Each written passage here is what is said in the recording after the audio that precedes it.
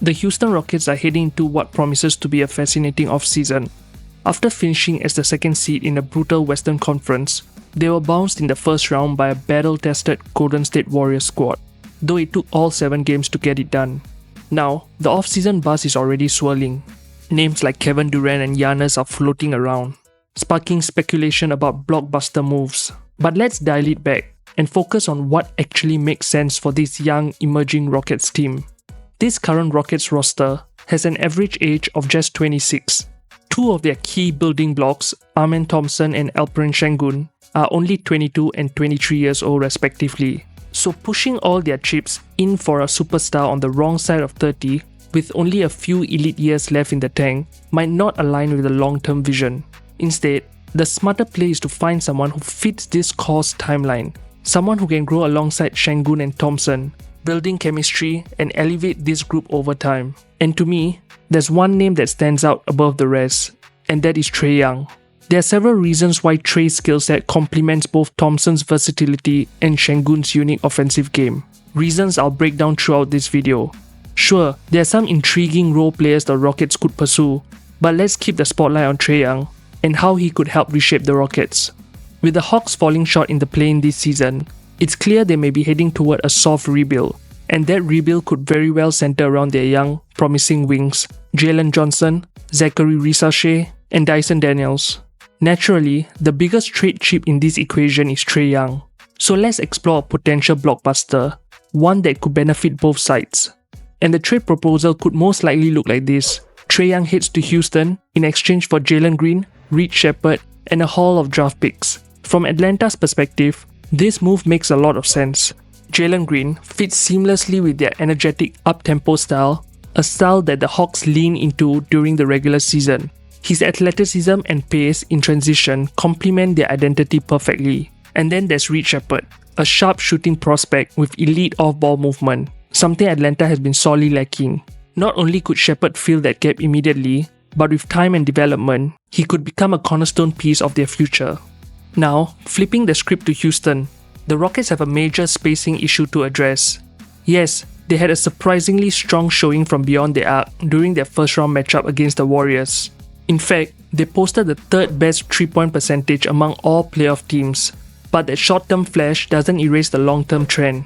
Over the past 2 seasons, essentially the Ime Udoka era, the Rockets have consistently ranked in the bottom 10 for 3-point shooting, and if you go back to the 2022-23 season, they finished dead last in the league. With Thompson and Şengün still developing their outside shots, adding a legitimate perimeter threat should be a top priority this offseason. Enter Trae Young. Now granted, Trae had a down year from deep, shooting just 34% from 3, but context matters. With Jalen Johnson limited to just 36 games due to injury, the Hawks lack any real secondary scoring threat, allowing opposing defenses to key in on Trae every night. Put him in Houston, with weapons around him, space to operate, and less defensive attention, and he could not only return to form but thrive. Here's the reality. Trae Young is one of the most elite 3-point shooters in the league. Whether it's pull-ups, catch and shoots, or contested looks, Trae has a way of making even the toughest shots look effortless. During the 2023-24 NBA season, he knocked down 37.3% from beyond the arc, all while attempting a high-volume 8.4 threes per game. Now I know some of you might be saying, well, Jalen Green shot better from 3 than Trae this season, so why would the Rockets trade Green for him? And yes, Jalen shot 35.4% from deep during this regular season, edging out Trae's 34%. But that's only part of the story. When you dig deeper into the contested 3-point numbers, the gap becomes much more noticeable. Jalen hit just 28.8% of his contested threes, while Trae connected on 33.3%. A significant difference, especially when you consider that this past season wasn't even Trae's best shooting year. And context matters. With both Thompson and Şengün still developing as floor spacers, defenses are sagging off them, shrinking the court and putting added pressure on the Rockets' perimeter shooters. That makes high-level shot makers like Trae even more valuable, guys who can hit tough contested threes when the defense loads up. On top of that, Trae is a far superior pull-up shooter compared to Jalen Green, and that's crucial because Trae is going to have the ball in his hands a lot. Whether he's creating for others or himself, His ability to bend defenses and punish them from deep will go a long way in solving the spacing issues we talked about earlier in this video. But beyond just his shooting prowess, if there's one thing the Rockets desperately need, it's a reliable go-to option in the clutch. During the regular season, they ranked dead last in clutch field goal percentage, shooting just 38.1%. Offensively, they weren't much better, finishing 18th in clutch offensive rating. And in the playoffs, it got worse. They posted the 6th worst offensive rating in clutch moments.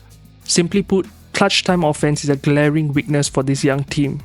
Now imagine inserting a player like Trae Young into the equation. Suddenly, that weakness becomes a strength. Trae was elite in the clutch this season. He posted a better clutch offensive rating than stars like Giannis, Tyrese Maxey, Steph Curry, and even this year's Clutch Player of the Year, Jalen Brunson. In fact, only 2 players scored more clutch points than Trae this season, Anthony Edwards and Brunson, both of whom were finalists for the Clutch Player of the Year award. But Trae's impact isn't limited to scoring. When it came to drawing fouls in high-pressure moments, no one in the league did it better, and it wasn't even close. And beyond that, Trae led the entire league in clutch time assists. That level of production under pressure is exactly the kind of player the Rockets have been missing.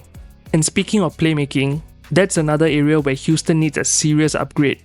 Last season, the Rockets ranked 3rd to last in assists per game, but more tellingly, they had the lowest percentage of assisted field goals made during the regular season, and that trend barely changed in the playoffs.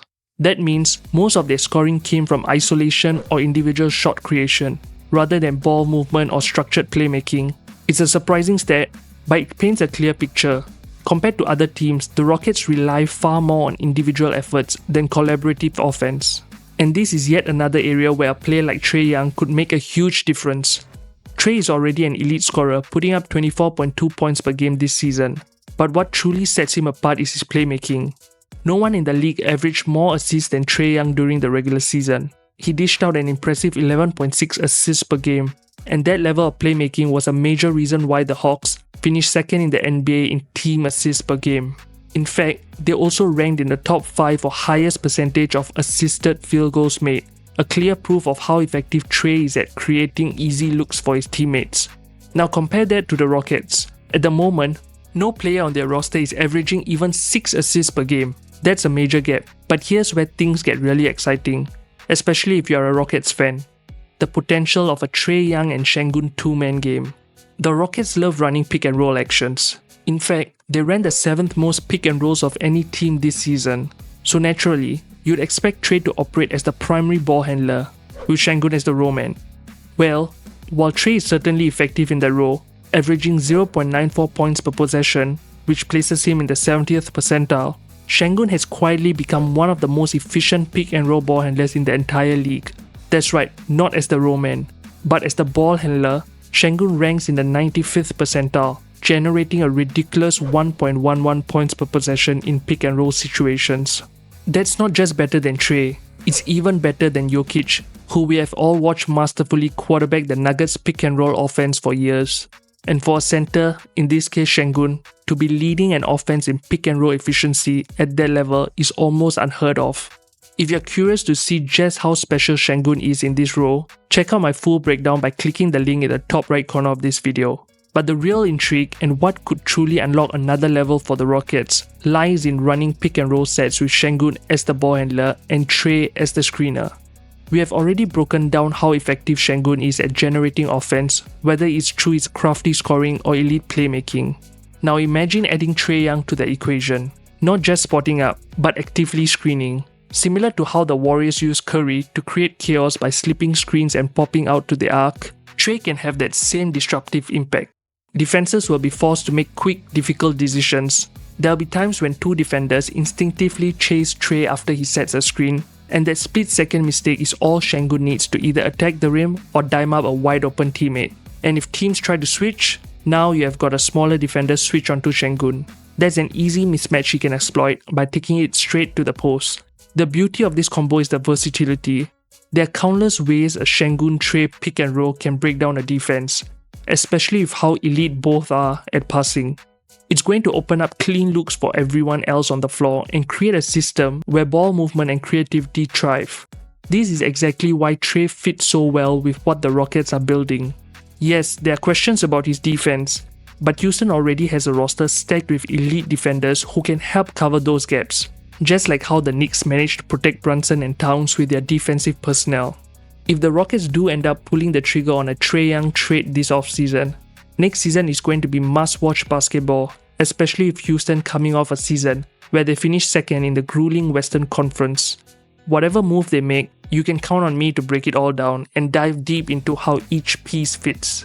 As always, thanks for tuning in. I appreciate all the support and I can't wait to break down more film with you next time. Trae Young! Oh!